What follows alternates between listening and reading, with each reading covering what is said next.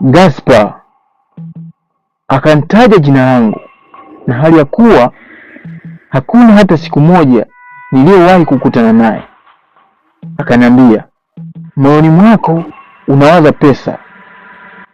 Nikamwambia ndiyo, lakini ghafla nikapotea katika mazingira ya kutatanisha.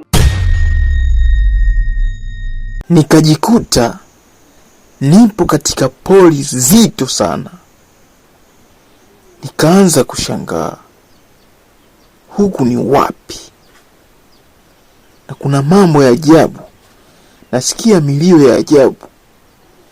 Nikasikia sauti ya mtu ambaye ananiita hivi, akasema, Gaspar, umekuja kutafuta utajiri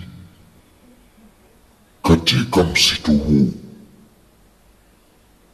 Una hakika utaweza masharti? Mimi nikawa natetemeka sana. Nikamwambia ndiyo, naweza. Akaniuliza kwa mara ya pili, una hakika utaweza masharti kweli? Nikawa nafikiria, kwa nini ananiuliza hivi? Kwani kuna nini kitatokea? Nikamwambia ndiyo, naweza. Akaniuliza kwa mara ya tatu. Nikamjibu hivyo hivyo. Akasema, kuna kitu atakupatia mganga, lakini hakikisha utaenda kukihifadhi katika chumba maalum, na hakikisha asiingie mtu yoyote katika chumba hicho. Nikamwambia sawa.